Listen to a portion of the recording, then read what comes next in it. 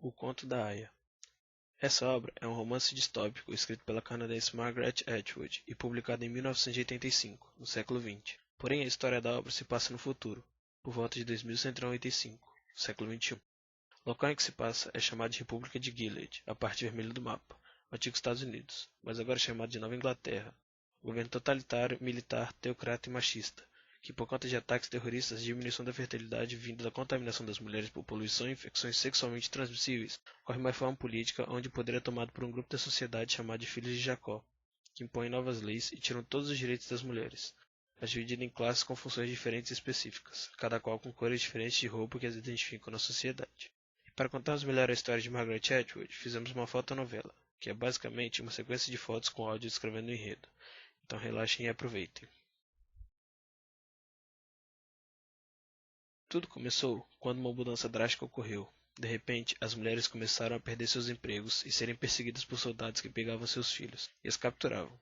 E foi o que aconteceu com Offred, ou June, antes da República, que se tornou uma aia, mulheres que eram criadas basicamente para procriação. Seu cotidiano era totalmente regrado e vigiado. As aias possuíam tarefas a cumprir em suas casas e deveriam obedecer sem questionar. Offred havia acabado de chegar em sua nova casa e foi chamado para conversar por Serena Joy, sua mandante e esposa do comandante Fred. Entre aqui. Preste atenção. Quero ver você o mínimo possível. Se me trouxer problemas, darei o troco na mesma moeda. Está me entendendo? Sim, senhora. Não me chame de senhora. Você não é uma Marta. Quanto ao meu marido, ele é apenas meu marido, até que a morte nos separe. Então Alfred parte para sua primeira tarefa. Ela vai até a cozinha e pega fichas de compra com Rita, a Marta. Ela então sai até o mercado junto com Offred, e as aias sempre devem sair em pares, pois é uma forma de vigiar as ações da outra, para ninguém fugir do permitido. Bendito seja o fruto, diz Offred. Que possa o senhor abrir. Responde Offred. Essa é a forma correta de cumprimento entre as aias. Então elas vão às compras e voltam para suas respectivas casas.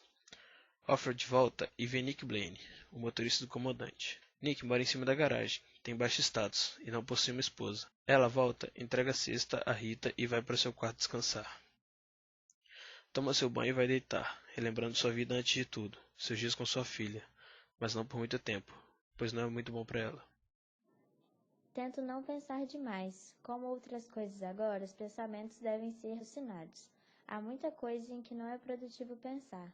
Pensar pode prejudicar suas chances, e eu pretendo durar. Hoje acontecerá o ritual baseado na passagem da Bíblia da história de Jacó, onde o comandante deve realizar o ato do estupro, com o objetivo de ter filhos. Vendo, pois Raquel que não dava filhos a Jacó, teve Raquel inveja da sua irmã, e disse a Jacó: Dai-me filhos, ou senão eu morro.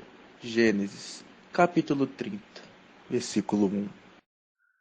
O ritual acontecia e o tempo passava, mas Fred tinha um sentimento a mais por Alfred, e passou a chamá-la escondido para conversar, ler e jogar jogos de tabuleiro, que era proibido às aias, e ali ela viu uma forma de mudar sua rotina repetitiva, porém não sentia o mesmo que ele.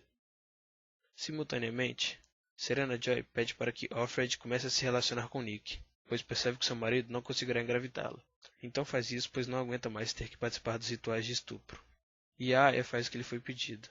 Se relaciona com Nick, mas continua a relação sigilosa com o comandante por conta da adrenalina que dava a ela.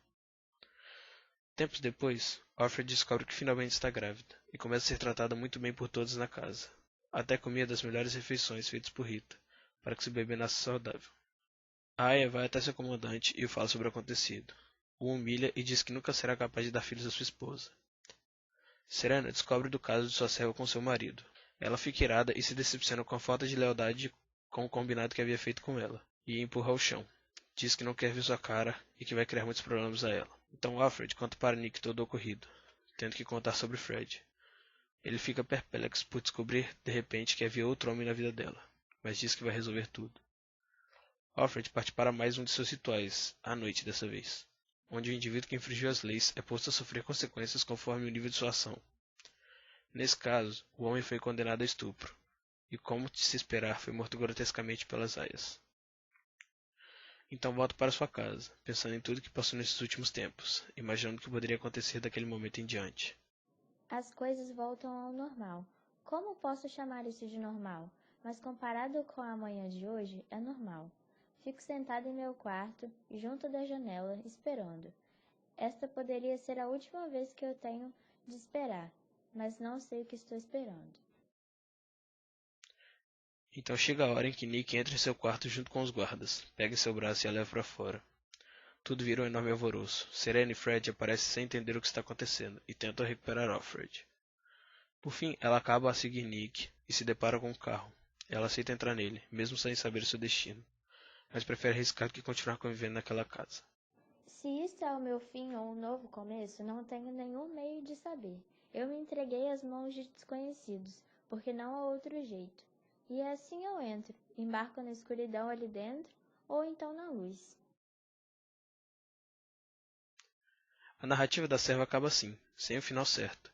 Porém, o livro ainda possui as notas históricas, onde dois professores chamados James Darcy Peixoto e Knott Wade analisam evidências e pistas sobre a história de Alfred e todo o contexto da República, e as apresentam na Convenção da Associação Histórica Internacional, mas ainda não é mostrado um fim para a história de nossa Aia. Ainda sobre a história do livro, existe uma adaptação para filme chamada de A Decadência de uma Espécie, de 1990, que não agradou muitos fãs da obra de Margaret Atwood. Também existe a série de 2017, reproduzida pelo serviço de streaming Hulu, chamada de The Handmaid's Tale, que é o nome do livro em inglês. Essa sim é muito bem avaliada. A série em sua primeira temporada, com 10 episódios, é bem fiel à história do livro, com algumas mudanças que não comprometem muito a história. A série fez tanto sucesso que já foi renovada para sua quarta temporada. E como se não fosse suficiente, Margaret ainda anunciou que esse ano lançará uma sequência do conto da Aya, chamada de The Testaments, Os Testamentos, em português, que se passará 15 anos após os acontecimentos de Conto da Aya, e contará a história a partir da perspectiva de 3 mulheres.